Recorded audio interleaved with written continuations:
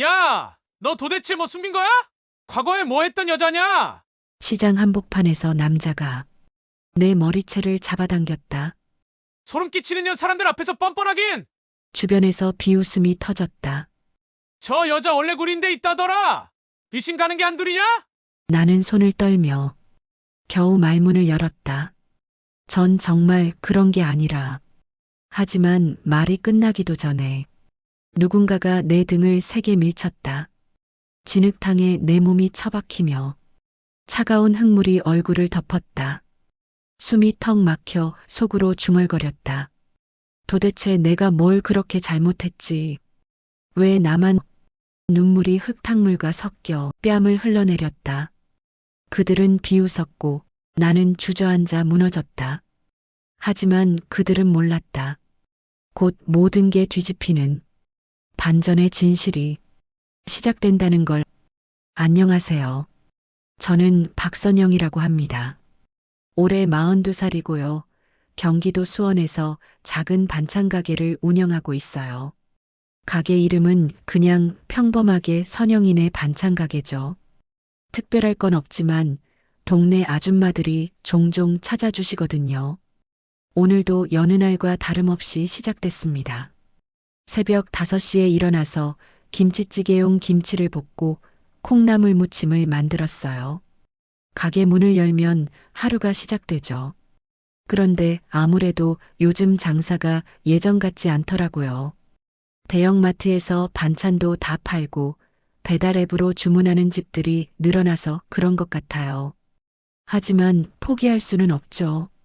준호 때문에라도요. 우리 준호는 10살인데 남들과 조금 달라요. 3살 때 경계성 발달 지연 진단을 받았거든요. 말도 또래보다 늦게 트였고 지금도 새로운 환경에 적응하는 게 힘들어해요. 그래도 착한 아이예요. 조용하고 혼자서도 잘 놀고요. 준호 아빠는 진단 결과가 나온 직후에 떠났습니다. 이런 아이 키울 자신 없다면서 말이죠. 그때가 가장 힘들었어요. 아이는 돌봐야 하고 생계는 꾸려가야 하고. 하지만 그러니까 더 열심히 살 수밖에 없었던 것 같아요. 이 동네로 이사 온 지도 벌써 7년이 되었네요. 처음엔 모든 게 낯설었는데 지금은 제법 정이 들었어요. 준호도 이 동네 초등학교에 다니면서 조금씩 적응해 나가고 있고요. 오늘 오후 2시쯤이었을까요? 가게에 손님이 없어서 혼자 멍하니 앉아 있는데 갑자기 핸드폰이 울렸어요. 번호를 보니 준호 담임 선생님이시더라고요. 김소영 선생님이요. 안녕하세요. 준호 어머니시죠? 선생님 목소리가 평소와 달리 조금 들뜬 것 같았어요. 혹시 준호가 학교에서 무슨 일이라도 생겼나 싶어서 마음이 조마조마해졌죠. 네, 그런데 무슨 일이세요? 준호가 어디 아프거나 그런 건 아니죠? 아니에요. 그런 게 아니라. 사실 좀 놀라운 일이 있어서 전화드렸어요.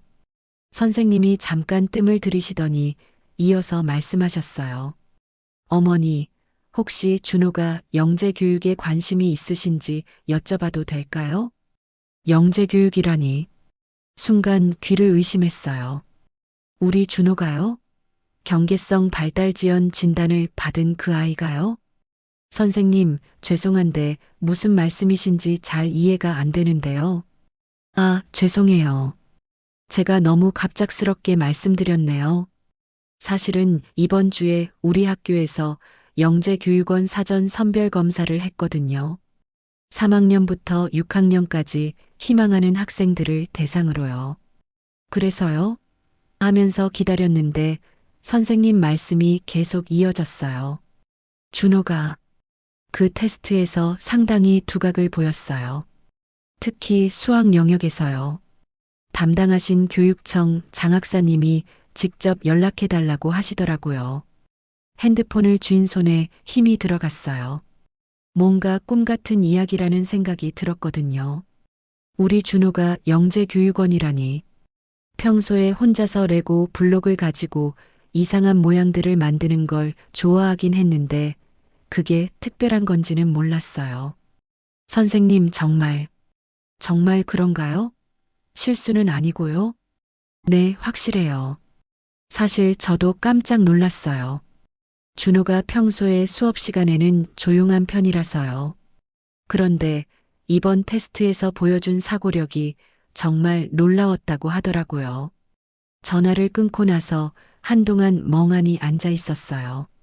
가게 앞으로 지나다니는 사람들이 평소와 똑같아 보였는데 제 마음속은 온통 뒤죽박죽이었거든요.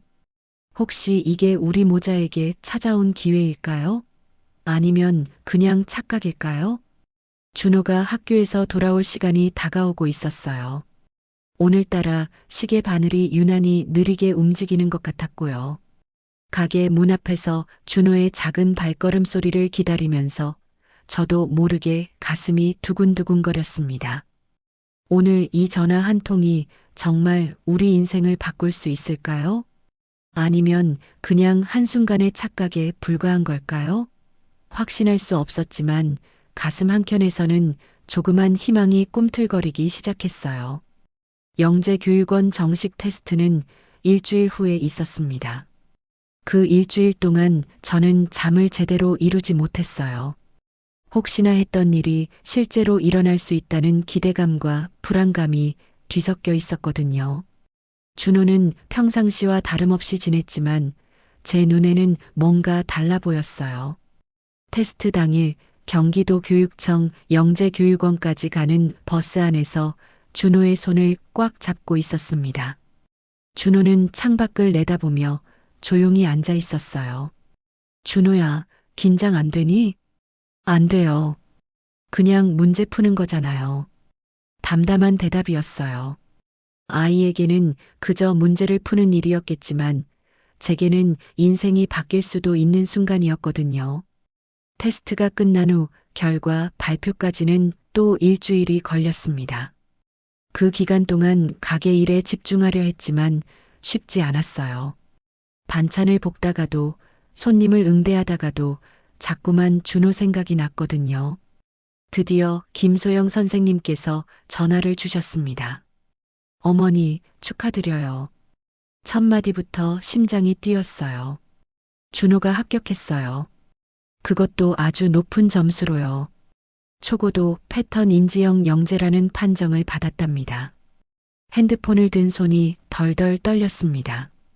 선생님, 정말인가요? 네, 정말이에요. 담당하신 교수님이 준호의 답안을 보고 깜짝 놀라셨다고 하더라고요. 특히 공간 지각 능력과 논리적 사고력이 또래 평균의 3배에 달한다고 하시네요. 전화를 끊고 나서 그 자리에 주저앉았어요. 가게 한복판에서 펑펑 울었거든요. 지나가던 동네 아줌마가 무슨 일이냐고 물어봤지만 대답할 수가 없었어요. 열해 동안 혼자서 키워온 아이가, 남들이 포기하라고 했던 그 아이가 영재라니. 믿기지 않았지만 동시에 너무나 기뻤습니다.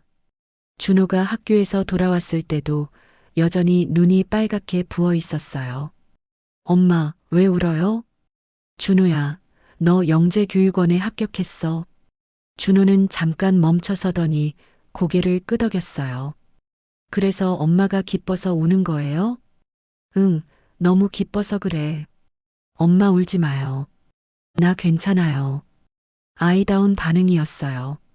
자신에게 무슨 일이 일어났는지 완전히 이해하지는 못하지만 엄마가 기뻐하니까 좋다는 표정이었거든요. 그날 저녁 처음으로 마음 편히 잠자리에 들었습니다. 우리의 미래가 조금은 밝아 보였거든요. 영재 교육을 받으면 준호의 재능을 더 키워줄 수 있을 것 같았고, 그러면 이 아이의 인생도 달라질 수 있을 거라는 희망이 생겼어요. 그런데 그 기쁨은 오래가지 못했습니다. 다음 날 오후 가게에서 준호와 함께 간식을 먹고 있을 때였어요. 갑자기 문을 두드리는 소리가 들렸거든요. 손님인 줄 알고 문을 열었는데 그 앞에 서 있는 사람을 보고 온몸이 굳어버렸어요. 박민수, 준호 아빠였습니다. 여보, 오랜만이야. 10년 만에 듣는 목소리였어요. 여전히 그 특유의 능글맞은 어조가 그대로였고요. 그런데 혼자 온 게 아니었어요. 뒤에 전시어머니인 박옥자 할머니가 서 있었거든요. 어머니, 아이고 며느리, 잘 살고 있었구나. 시어머니의 목소리는 차갑기만 했어요. 예전과 똑같았죠. 준호가 제 뒤에서 조용히 서 있었어요. 아빠를 처음 보는 건 아니었지만 그래도 어색해하는 기색이 역력했거든요. 갑자기 왜 여기에? 아들 소식 들었어. 영재라면서? 그것도 아주 특별한? 민수의 말에 가슴이 철렁 내려앉았어요. 어떻게 알았을까요? 아직 아무에게도 말하지 않았는데. 며느리야, 우리 들어가서 이야기하자. 길에서 이러고 있을 일이 아니잖니. 시어머니가 제 대답도 듣지 않고 가게 안으로 들어섰어요. 민수도 따라 들어왔고요. 아빠. 준호가 작은 소리로 불렀지만 민수는 아이를 제대로 쳐다보지도 않았어요. 크긴 컸네. 그런데 정말 영재 맞아? 예전에 발달지연이라고 했던 놈이 왜 갑자기 나타나셨어요? 10년 동안 연락도 안 하시더니. 연락? 내가 왜 연락해? 내가 혼자 키우겠다고 했잖아. 시어머니가 준호를 위아래로 훑어보며 말했어요. 인물은 우리 집안을 닮았네. 그런데 정말 머리가 좋단 말이야? 어머니, 무슨 일로 오신 거예요? 무슨 일이긴 뭔 일이야. 우리 손자 교육 문제로 왔지. 가슴이 답답해졌어요. 이 사람들이 갑자기 나타난 이유를 대충 짐작할 수 있었거든요. 준호는 제가 키우고 있어요. 지금까지 잘해왔고요. 잘해왔다고? 반찬 가게 하는 엄마 밑에서 뭘 제대로 배우겠어. 민수의 말이 비수처럼 꽂혔어요. 준호가 제 손을 꼭 잡았어요. 아이도 불안한 기색이 역력했거든요. 엄마, 나 괜찮아요. 하지만 상황은 괜찮지 않았어요. 이들이 나타난 것은 단순한 재회가 아니라는 걸 직감적으로 알 수 있었거든요. 뭔가 더 큰 일이 벌어질 것 같은 불안감이 온몸을 휘감았습니다. 침묵이 가게 안을 무겁게 내리눌렀습니다. 최기문과 송말순. 10년 전 제 인생에서 사라졌던 이 두 사람이 다시 눈앞에 서 있었어요. 기문은 예전보다 살이 좀 빠져 보였지만 여전히 그 특유의 건방진 표정을 하고 있었고 시어머니인 말순 어머니는 값비싼 한복을 차려입고 있었습니다. 어머니, 기문 씨, 정말 갑작스럽게 오셨네요. 제 목소리가 떨리는 게 느껴졌어요. 갑작스럽긴. 우리 손주 소식 듣고 달려온 거야. 말순 어머니가 준호를 다시 한번 위아래로 훑어봤어요. 마치 물건을 감정하는 듯한 시선이었거든요. 그런데 정말 영재 맞니? 우리 집안 핏줄이니까 그럴 수도 있겠지만 말이야. 어머니 말씀이 무슨. 선영아, 우리가 온 이유를 말할게. 기문이 가게 안을 둘러보며 말했어요. 이런 곳에서 천재를 키울 순 없잖아. 우리가 데려가서 제대로 교육시켜야지. 순간 머리가 하얘졌어요. 이들이 왜 갑자기 나타났는지 이제야 분명해졌거든요. 데려간다는 게 무슨 말씀이세요? 말 그대로야. 우리 손주니까 우리가 키워야지. 말순 어머니의 말에 가슴이 쿵 내려앉았어요. 어머니, 준호는 지금까지 제가 키웠어요. 10년 동안 혼자서 말이에요. 혼자서 키웠다고? 제대로 키웠다고? 기문이 비웃듯이 말했어요. 반찬 가게에서 뭘 배우겠어. 애 장래를 망치는 거야. 준호가 제 뒤에서 조용히 서 있었어요. 이 모든 상황을 지켜보면서도 한마디 말이 없었거든요. 아이가 어떤 기분일지 생각하니 가슴이 아팠어요. 우리 집안이 어떤 집안인지 알잖니. 할아버지께서 판사셨고 큰아버지는 의사야. 이런 집안에서 자라야 애가 제대로 된 교육을 받을 수 있어. 말순 어머니가 가슴을 쭉 펴며 말했어요. 예전부터 집안 자랑을 하는 버릇이 있었지만 지금 이 상황에서는 더욱 가증스럽게 들렸거든요. 그런 집안이시면서 왜 10년 전에는 준호를 포기하라고 하셨어요? 제 말에 두 사람의 표정이 살짝 굳었어요. 그때는 상황이 달랐잖아. 발달지연이라고 하니까. 지금도 똑같은 준호예요. 진단명이 바뀐 건 아니거든요. 아니야, 완전히 다르지. 영재잖아, 영재. 김은의 눈에서 이상한 빛이 번뜩였어요. 그 순간 이들의 진짜 의도를 알 수 있었어요. 준호 자체를 사랑해서가 아니라 영재라는 타이틀 때문이었거든요. 김은 씨, 어머니, 준호는 저와 함께 살아야 해요. 이 아이에게는 엄마가 필요하거든요. 엄마, 너 같은 엄마가 무슨 소용이야. 말순 어머니의 말이 가슴에 날카롭게 박혔어요. 반찬 가게나 하는 엄마 밑에 있으면 애 재능이 썩어. 어머니, 지나친 말씀이에요. 지나치긴 뭐가 지나쳐. 사실대로 말하는 거야. 준호가 갑자기 앞으로 나섰어요. 할머니, 우리 엄마 나쁘게 말하지 마세요. 작지만 또렷한 목소리였어요. 어머, 이 애가 벌써 이렇게 컸네. 그래, 할머니가 잘못했다. 말순 어머니가 갑자기 부드러운 표정을 지었어요. 하지만 그 미소가 전혀 진심 같지 않았거든요. 준호야, 할머니랑 아빠랑 같이 가면 좋은 학교 보내줄 수 있어. 영재 교육도 제대로 받을 수 있고. 싫어요. 저는 엄마랑 있을래요. 애가 아직 어려서 상황을 모르는구나. 김은이 한숨을 쉬며 말했어요. 선영아, 생각해봐. 내가 아무리 열심히 해도 한계가 있어. 우리는 돈도 있고 인맥도 있어. 준호 미래를 위해서는 우리가 키우는 게 맞다고. 아니에요. 절대 안 돼요. 제 목소리가 높아졌어요. 10년 동안 어디 계셨어요? 이 아이가 아팠을 때, 혼자 밤을 새워 돌봤을 때, 남들 눈치 보면서 살았을 때, 어디 계셨다고 지금 와서 이런 말씀을 하세요? 그러니까 미안하다고 하잖아. 이제라도 책임지려고 하는 거고. 책임이요? 진짜 책임감 때문인가요? 아니면 다른 이유 때문인가요? 두 사람이 서로 시선을 주고받았어요. 뭔가 숨기는 게 있다는 걸 직감할 수 있었거든요. 무슨 소리야? 우리 손주니까 당연히 관심 있는 거지. 하지만 말순 어머니의 대답은 설득력이 없었어요. 어머니, 김은 씨, 오늘은 그만 돌아가세요. 준호는 제가 키울 거예요. 미안하지만 그렇게 안 돼. 김은의 목소리가 차갑게 식었어요. 법적으로 따져봐도 내가 아이 아빠야. 양육권을 다시 주장할 수 있어. 양육권이요? 그래, 양육권. 너 혼자 키우는 것보다 우리가 키우는 게 아이한테 훨씬 좋다는 걸 증명할 수 있거든. 가슴이 철렁 내려앉았어요. 이들이 정말 법적 조치까지 고려하고 있다는 걸 깨달았거든요. 준호가 제 손을 꼭 잡았어요. 엄마, 무서워요. 괜찮다, 준호야. 엄마가 지켜줄게.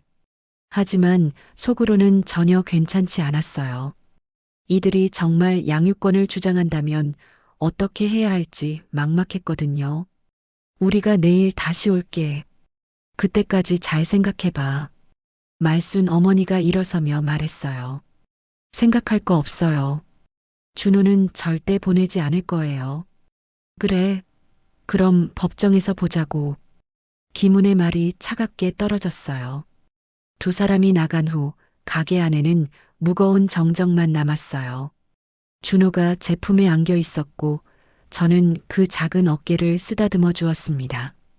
밖은 어느새 어둑어둑해져 있었어요. 가게 불빛만이 우리 모자를 홀로 비추고 있었고 앞으로 어떤 일이 벌어질지 알 수 없는 불안감이 온몸을 휘감았습니다. 그 밤은 잠들 수 없었습니다. 준호를 재우고 나서 혼자 가게 안에 앉아 있는데 온갖 생각이 머릿속을 맴돌았어요. 10년 전 그 악몽 같은 기억들이 하나씩 되살아났거든요. 준호가 3살 때 처음 발달지연 진단을 받았을 때 말순 어머니가 했던 말들이 귓가에 맴돌았어요. 우리 집안에 이런 애가 태어날 리 없어. 분명 내 탓이야. 집안 망신시킬 것 같으면 차라리 시설에 보내. 그때의 김은도 마찬가지였죠.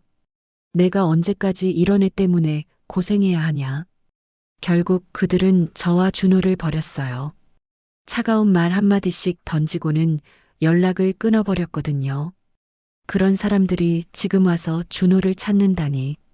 영재라는 판정 하나로 모든 게 달라졌다는 말인가요? 다음 날 오후 예상했던 대로 그들이 다시 찾아왔습니다. 이번에는 더 당당한 모습이었어요. 말순 어머니는 값비싼 브랜드 가방을 들고 있었고 김우는 정장을 차려입고 있었거든요. 선영아, 하루 더 생각해봤지? 생각할 거 없다고 말씀드렸어요. 아직도 고집 부리는구나. 말순 어머니가 준호를 보며 혀를 찼어요. 준호야, 할머니한테 와봐. 준호는 제 뒤에 숨어 있었어요. 아이도 이 상황이 불편하다는 걸 느끼고 있었거든요. 왜 이렇게 소심해졌니? 역시 엄마가 잘못 키웠어. 어머니, 준호는 소심한 게 아니에요. 조심스러운 거죠. 조심스럽다고? 그게 정상이야? 말순 어머니의 목소리가 차갑게 식었어요. 봐봐, 아직도 문제 있는 애처럼 행동하잖아. 내가 제대로 못 키워서 그런 거야.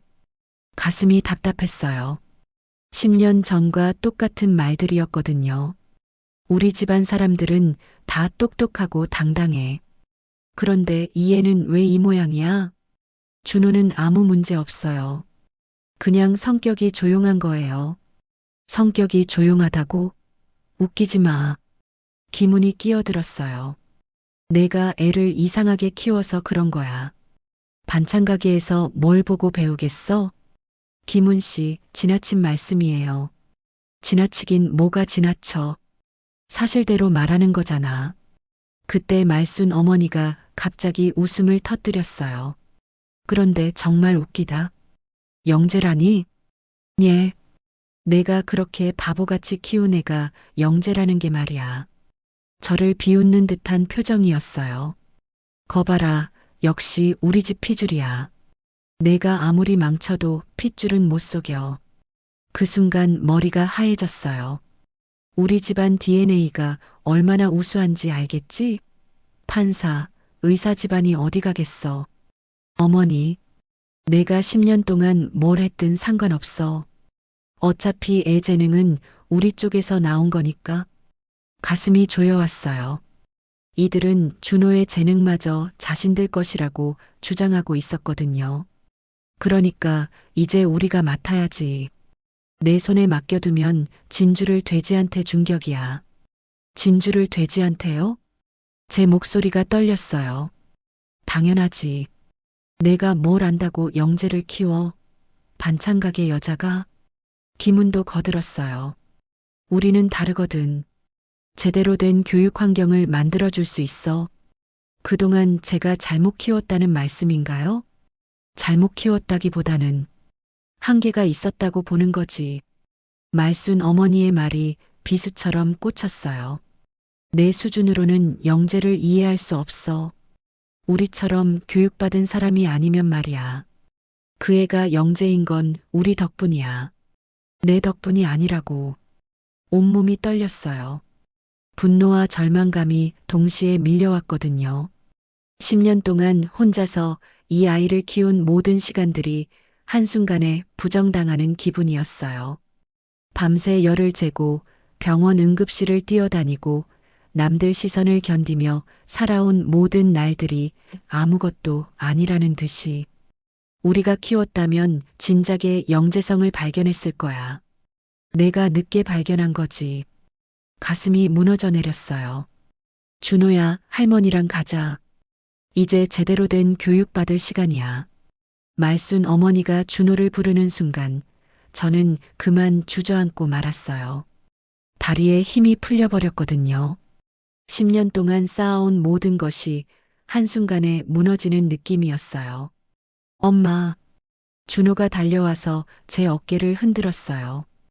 괜찮아, 엄마 괜찮아. 하지만 전혀 괜찮지 않았어요.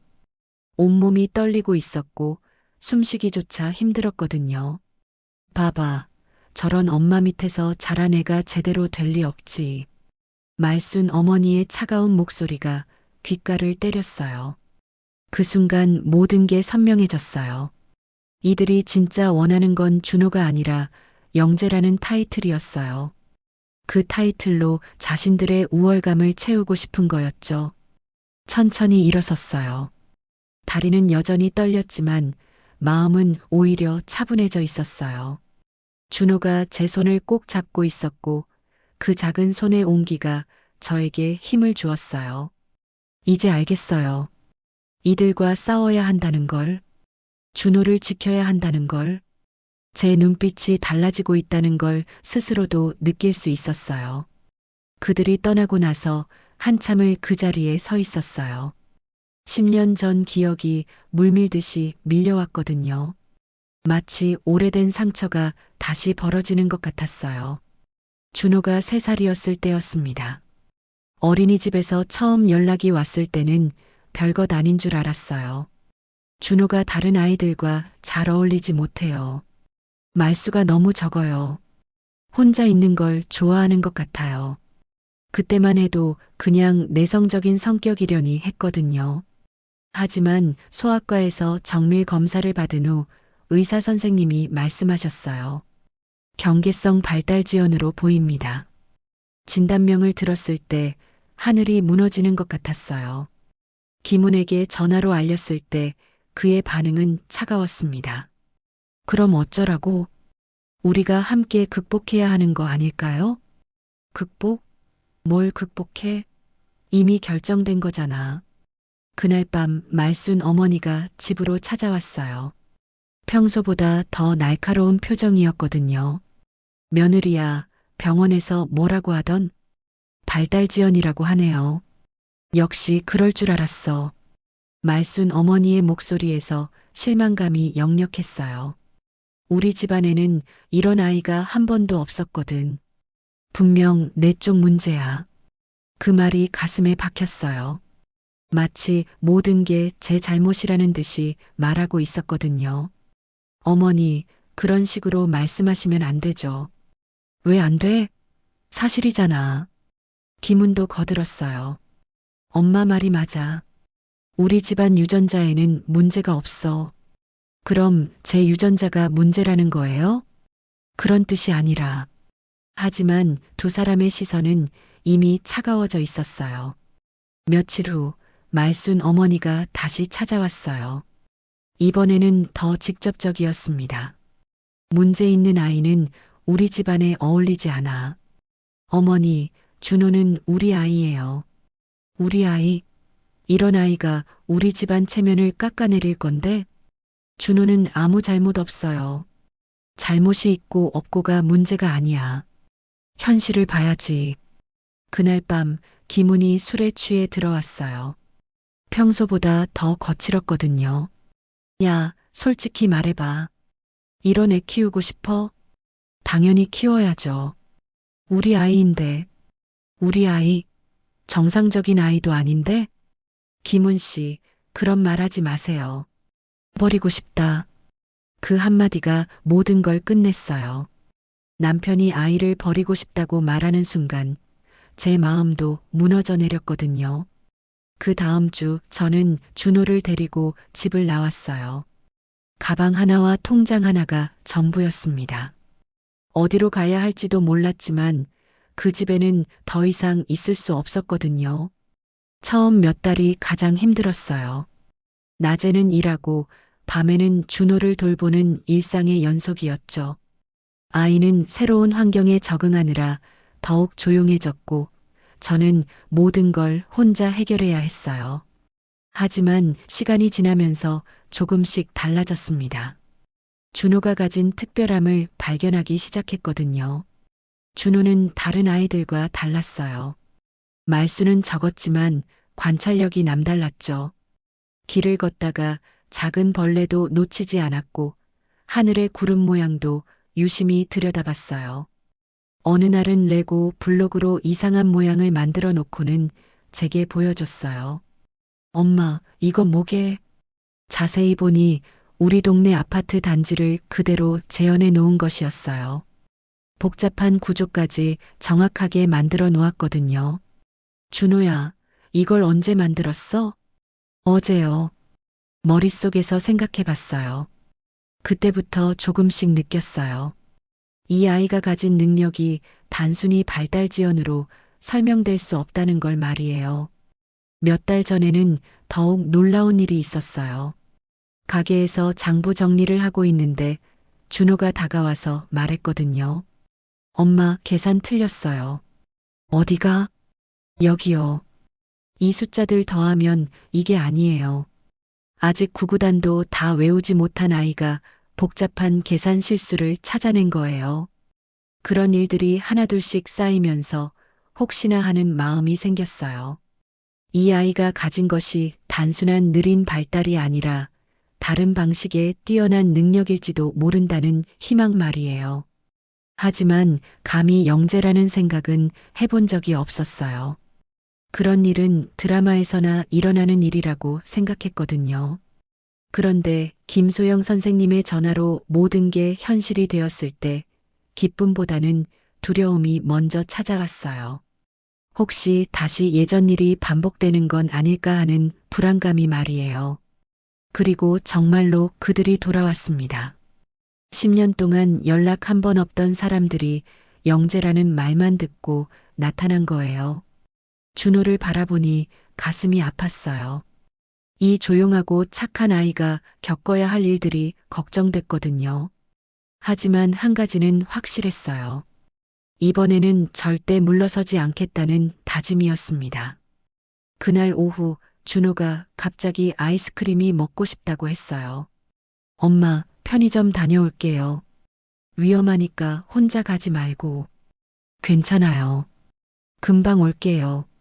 준호가 문을 열고 나가는 모습을 바라보며 한숨을 쉬었어요. 김훈과 말순이 던진 협박 때문에 마음이 무겁기만 했거든요. 20분쯤 지났을까요? 문 앞에서 발걸음 소리가 들렸어요. 준호가 돌아온 모양이었죠. 준호야, 들어와. 그런데 문이 열리자 준호 뒤에 누군가 함께 들어오는 게 보였어요. 낯익은 얼굴이었거든요. 하도인. 우리 가게에 종종 반찬을 사러 오시는 분이었어요. 60 후반의 나이에도 반듯한 자세를 유지하고 계시는 분이죠. 항상 정중하게 인사하시고 말씀도 차분하게 하셨어요. 안녕하세요, 사장님. 하 사장님. 어떻게 준호와 함께 길에서 마주쳤는데 혼자 있더라고요. 그래서 함께 왔습니다. 하도인 씨가 온화한 미소를 지었어요. 준호는 그분 옆에서 편안해 보였거든요. 감사해요. 그런데 번거롭게 해드렸네요. 아닙니다. 오히려 좋은 기회였어요. 좋은 기회요? 하도인 씨가 준호를 바라보며 말씀하셨어요. 사실 준호에 대해서 말씀드리고 싶은 게 있었거든요. 준호에 대해서요? 네, 제가 아이들 학교 후원을 하고 있어서 종종 방문하거든요. 그런데 며칠 전에 특별한 소식을 들었습니다. 가슴이 두근거렸어요. 혹시 영재 판정 이야기를 하시는 건가 싶었거든요. 영재교육원 사전 테스트에서 준호가 놀라운 결과를 보였다고 하더라고요. 네, 그런 연락을 받았어요. 축하합니다. 정말로요. 하도인 씨의 진심 어린 축하 인사에 마음이 따뜻해졌어요. 사실 저도 그 테스트를 지켜봤거든요. 제가 학교 이사로 참여하고 있어서요. 이사로요? 네, 도연초등학교 운영위원회 이사직을 맡고 있습니다. 순간 놀랐어요. 그냥 동네에서 작은 사업하시는 분인 줄 알았는데 학교 이사셨다니. 준호의 답안을 직접 확인했는데 정말 놀라웠어요. 특히 공간 지각 능력이 탁월하더라고요. 정말요? 네, 교수님들도 감탄하셨어요. 그래서 개인적으로 준호의 교육에 관심을 갖게 됐습니다.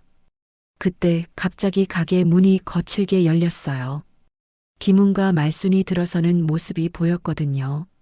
선영아, 다시 왔어. 오늘은 확실히 결정을. 김훈의 말이 갑자기 뚝 끊어졌어요. 하도인 씨를 본 순간이었죠. 말순 어머니도 마찬가지였어요. 얼굴이 순식간에 하얘지더니 몸이 굳어버렸거든요. 하 회장님? 김훈의 목소리가 떨리고 있었어요. 오랜만이네요. 하도인 씨의 목소리는 여전히 차분했어요.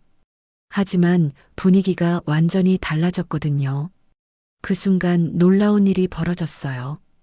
김훈과 말순이 갑자기 바닥에 무릎을 꿇은 거예요. 회장님, 죄송합니다. 정말 죄송합니다. 두 사람이 동시에 고개를 숙였어요. 방금 전까지 저를 깔보던 그 거만한 모습은 온데간데 없었거든요. 저는 상황을 이해할 수 없었어요. 회장님이라니? 그럼 하도인 씨가 대기업 회장이라는 말인가요? 일어나세요. 하도인 씨가 차분히 말씀하셨어요. 회장님, 저희가 정말 일어나라고 했습니다. 이번에는 조금 더 단호한 어조였어요.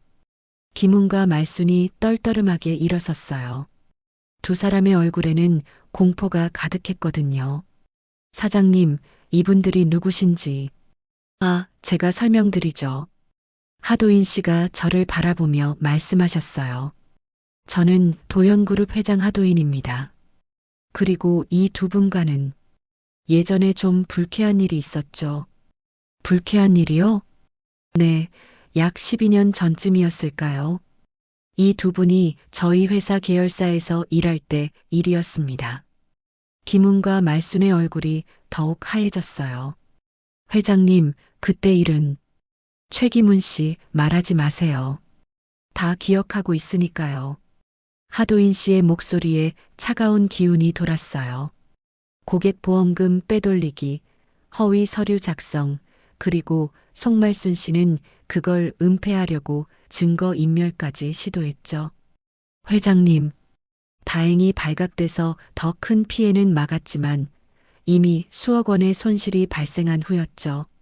제 머리가 하얘졌어요. 김훈과 말순이 그런 일을 저질렀다니. 물론 법정 다툼은 피했습니다. 조용히 물러나겠다고 해서 말이죠. 하지만 업계에서는 완전히 매장됐죠. 그래서 지금까지 이런 곳에서 준호가 제 뒤로 와서 조용히 서 있었어요. 아이도 이 긴장된 분위기를 느끼고 있는 것 같았거든요. 하도인 씨가 준호를 바라보며 부드럽게 웃으셨어요. 그런데 이런 곳에서 이렇게 특별한 아이를 만날 줄은 몰랐네요. 그리고 다시 김훈과 말순을 바라보셨어요. 두 분이 여기 온 이유를 대략 짐작하겠네요. 아이가 영재라는 소식을 듣고 나타난 거죠? 두 사람이 아무 말도 하지 못했어요. 하지만 12년 전 그 일을 생각해보면 여러분이 아이 교육을 운운할 자격이 있는지 의문이네요. 하도인 씨의 목소리가 점점 더 차가워졌어요. 특히 다른 사람의 아이 인생을 좌지우지할 권리가 있는지 말이에요. 회장님, 저희는 조용히 하세요. 하도인 씨가 손을 들어 제지하셨어요. 이 아이 건드리면 너희 인생 끝이야. 그 한마디에 실린 무게감이 가게 안전체를 압도했어요. 12년 전의 일을 모두 알고 있는 분의 경고였거든요. 김훈과 말순은 더 이상 아무 말도 할 수 없었어요. 얼굴이 새하얗게 질려 있었고 몸까지 떨리고 있었거든요. 상황이 완전히 뒤바뀐 순간이었습니다. 하도인 씨의 마지막 말이 끝나자 가게 안에는 깊은 정적이 흘렀습니다. 김훈과 말순은 더 이상 말을 잇지 못했어요. 두 사람의 얼굴에는 공포와 절망이 동시에 스며들어 있었거든요. 회장님, 저희가 정말. 김훈이 떨리는 목소리로 말을 꺼내려 했지만 하도인 씨가 손짓으로 제지하셨어요. 더 이상 할 말 없습니다. 나가세요. 차갑고 단호한 어조였어요. 12년 전의 배신을 잊지 않고 있다는 걸 분명히 보여주는 목소리였죠. 말순 어머니가 마지막으로 준호를 바라봤어요. 하지만 그 시선에는 진정한 애정이 아니라 아쉬움만 가득했거든요. 영재라는 타이틀을 놓쳐버린 것에 대한 아쉬움 말이에요. 준호야, 할머니가 나가라고 했습니다. 하도인 씨의 목소리가 더욱 차가워졌어요. 김훈이 말순 어머니의 팔을 잡아 끌었어요. 엄마, 가요. 더 있으면 안 돼요. 두 사람은 도망치듯 가게를 나섰습니다. 문이 닫히는 소리가 유난히 크게 들렸어요. 그제야 긴장이 풀리면서 다리에 힘이 빠졌어요. 의자에 주저앉으며 깊은 한숨을 쉬었거든요. 괜찮으세요? 하도인 씨가 걱정스러운 표정으로 물어보셨어요. 네, 괜찮아요. 정말 감사합니다. 천만에요. 당연한 일을 했을 뿐이에요. 하도인 씨가 준호를 바라보며 부드럽게 웃으셨어요. 그런데 사장님, 제가 준호에 대해 말씀드리고 싶은 게 있어요. 네, 말씀하세요. 이 아이는 정말 특별합니다. 특별하다고요? 네, 제가 40년 넘게 사업을 하면서 수많은 사람들을 만나봤지만 준호처럼 독특한 재능을 가진 아이는 처음이에요. 가슴이 두근거렸어요. 대기업 회장이 직접 하는 말이니까요. 영재교육원 테스트에서 보여준 것은 빙산의 일각에 불과해요. 이 아이가 가진 잠재력은 상상을 초월합니다. 정말요? 네, 특히 공간 지각 능력과 패턴 인식 능력이 탁월해요. 잘 키우면 세상을 바꿀 수도 있어요. 하도인 씨의 말에 가슴이 벅차올랐어요. 10년 동안 혼자 키워온 아이에 대한 인정을 받는다는 게 이런 기분이구나 싶었거든요. 그래서 제가 제안하고 싶은 게 있어요. 제안이요? 준호의 교육을 장기적으로 후원하고 싶습니다. 순간 믿기지 않았어요. 후원이라고 하시면 영재 교육은 물론이고 필요한 모든 교육비를 지원하겠어요. 그리고 준호가 성장할 수 있는 최적의 환경을 만들어 드리고요. 회장님, 그런 큰 호의를 어떻게 받을 수 있을까요? 호의가 아닙니다. 투자예요. 하도인 씨가 진지한 표정을 지으셨어요. 이런 재능을 가진 아이가 제대로 성장한다면 우리나라 미래에 큰 도움이 될 거예요. 그게 더 중요한 일이죠. 그 순간 10년 동안 쌓아온 모든 감정이 한꺼번에 밀려왔어요. 아이가 발달지연 진단을 받았을 때의 절망감, 남편과 시어머니에게 버림받았을 때의 상처, 혼자서 아이를 키우며 견뎌온 외로움과 불안감들이 모두 떠올랐거든요. 그리고 동시에 준호를 향한 사랑, 이 아이를 끝까지 지키겠다는 다짐, 언젠가는 인정받을 거라는 희망들도 함께 올라왔어요. 눈물이 터져 나왔습니다. 10년 동안 참아왔던 모든 것들이 한순간에 쏟아져 나오는 것 같았어요. 죄송해요. 갑자기 울어서. 아니에요. 충분히 그럴 만해요. 하도인 씨가 이해한다는 듯 고개를 끄덕이셨어요. 준호가 제 곁으로 다가와서 작은 손으로 제 등을 토닥여줬어요. 엄마, 울지 마요. 나 옆에 있잖아요. 아이의 따뜻한 말에 눈물이 더욱 쏟아졌어요. 이 작은 아이가 저보다 훨씬 강하고 성숙하다는 생각이 들었거든요. 준호야, 고마워. 엄마가 기뻐서 우는 거죠? 응, 너무 기뻐서 그래. 준호가 환하게 웃었어요. 그 미소를 보니 마음이 한결 가벼워졌어요. 하도인 씨가 명함을 꺼내주셨어요. 시간 되실 때 연락 주세요. 구체적인 계획을 상의해보죠. 정말 감사합니다. 어떻게 보답해야 할지. 보답은 준호를 잘 키우시는 거예요. 그것보다 더 큰 보답은 없어요. 하도인 씨가 준호에게 다가가서 어깨를 가볍게 토닥여 주셨어요. 준호야, 앞으로 열심히 공부해야 해. 내가 가진 재능은 정말 특별하거든. 네, 할아버지. 그리고 엄마 말씀 잘 듣고. 엄마가 얼마나 너를 사랑하는지 알지? 네, 알아요. 하도인 씨가 문을 향해 걸어가시다가 돌아서서 말씀하셨어요. 사장님, 앞으로는 마음 편히 사시세요. 그 두 사람은 다시 나타나지 않을 거예요. 정말 감사합니다. 하도인 씨가 나가신 후 가게 안에는 평화로운 정적이 찾아왔어요. 준호가 제 손을 꼭 잡았어요. 엄마, 이제 괜찮은 거죠? 응, 이제 괜찮아. 모든 게 다 괜찮을 거야. 창밖으로 석양이 지고 있었어요. 오늘 하루 동안 참 많은 일이 있었지만 이제야 진짜 새로운 시작이라는 기분이 들었거든요. 준호와 함께 걸어온 지난 10년이 헛되지 않았다는 걸 확인할 수 있었어요. 그리고 앞으로의 10년은 더욱 밝을 거라는 희망도 생겼고요. 가게 불빛이 우리 모자를 따뜻하게 비추고 있었습니다. 한 달 후 선영이네 반찬 가게에는 임대 팻말이 붙어 있었습니다. 하도인 회장의 후원으로 준호의 교육 환경이 완전히 바뀌었거든요. 영재교육원 입학은 물론이고 개인 교습까지 받을 수 있게 되었어요. 선영은 가게를 정리하며 지난 7년을 돌아봤어요. 이 작은 공간에서 준호와 함께 웃고 울었던 모든 순간들이 소중한 추억으로 남아 있었거든요. 엄마, 이사 가니까 좀 아쉬워요. 준호가 빈 가게 안을 둘러보며 말했어요. 그래, 엄마도 그래. 여기서 우리가 많은 걸 배웠거든. 어떤 걸 배웠어요?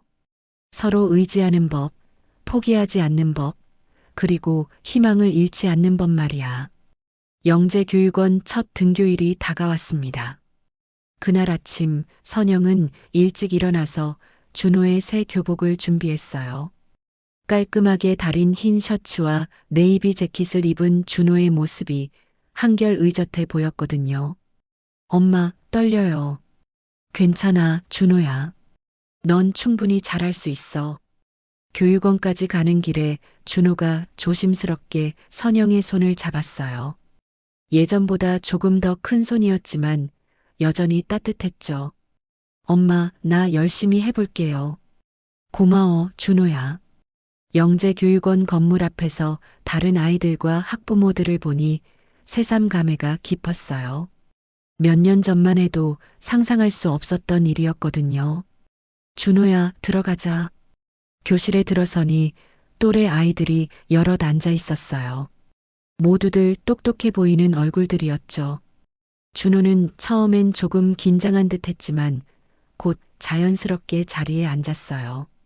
담당 선생님이 아이들을 소개시켜 주셨어요. 여러분, 오늘부터 함께 공부할 박준호 친구예요. 안녕하세요. 준호의 인사가 또렷하고 당당했어요. 10년 전 진단을 받던 그 아이와는 완전히 다른 모습이었거든요. 선영은 교실 뒤에서 그 모습을 지켜봤어요. 가슴이 벅차올랐어요. 수업이 시작되고 나서 선영은 교육원을 나왔어요. 맑은 하늘을 올려다보니 바람이 시원하게 불어왔거든요. 근처 공원 벤치에 앉아서 지난 시간들을 되돌아봤어요. 준호가 3살 때 받은 진단, 남편과 시어머니의 냉대, 혼자서 아이를 키우며 감당해야 했던 모든 어려움들이 주마등처럼 스쳐갔어요. 하지만 그 모든 시간이 헛되지 않았다는 걸 이제 알 수 있었어요. 준호는 언제나 특별한 아이였고 다만 그 특별함을 알아볼 시간이 필요했을 뿐이었거든요. 오후에 준호를 데리러 갔을 때 아이의 표정이 밝았어요. 엄마, 재미있었어요. 친구들도 다 착하고 선생님도 좋으시고. 그래, 다행이다. 그리고 수학 문제가 정말 어려웠는데 저만 다 풀었어요. 우리 준호가 대단하네. 집으로 돌아가는 길에 준호가 갑자기 물어봤어요. 엄마, 진짜 저 영재 맞아요? 왜 그런 걸 물어봐? 그냥 아직도 믿기지 않아서요. 저는 그냥 평범한 아이인 줄 알았거든요. 선영이 걸음을 멈추고 준호를 바라봤어요. 준호야, 넌 태어날 때부터 영재였어. 엄마만 몰랐던 거지. 정말이요? 정말이야. 내가 다른 아이들과 다르다고 해서 문제가 있는 게 아니었어. 그냥 특별한 거였던 거야. 준호의 눈이 반짝였어요. 그럼 이제 엄마도 행복하시겠네요. 응, 정말 행복해. 그런데 엄마가 가장 행복한 이유를 알아? 왜요? 내가 영재여서가 아니라 내가 우리 아들이어서야. 준호가 환하게 웃었어요. 그 미소를 보니 지난 10년 동안의 모든 고생이 보상받는 기분이었어요. 저녁 무렵 새로 이사한 집에서 둘이 마주 앉아 저녁을 먹었어요. 작지만 깨끗한 집이었고 준호 방에는 책상과 책꽂이가 새로 놓여 있었죠. 엄마, 저 열심히 공부해서 나중에 엄마 도와드릴게요. 고마워, 준호야. 하지만 엄마를 돕는 것보다 더 중요한 게 있어. 뭐요? 내가 행복한 거야. 그게 엄마가 가장 바라는 일이야. 그날 밤 준호를 재우고 나서 선영은 창가에 서서 밤하늘을 바라봤어요. 10년 만에 처음으로 미래라는 단어를 믿게 되었어요. 내일이 그리고 그 다음 날이 기대되는 마음이었거든요. 준호의 미래도 자신의 미래도 이제는 두렵지 않았어요. 바람이 창문을 스치며 지나갔고 하늘에는 별들이 반짝이고 있었습니다. 모든 게 새로운 시작 같았어요. 그럼 오늘 이야기는 여기까지입니다. 영상을 시청해주신 모든 분들 고맙습니다. 구독과 좋아요 부탁드립니다. 감사합니다.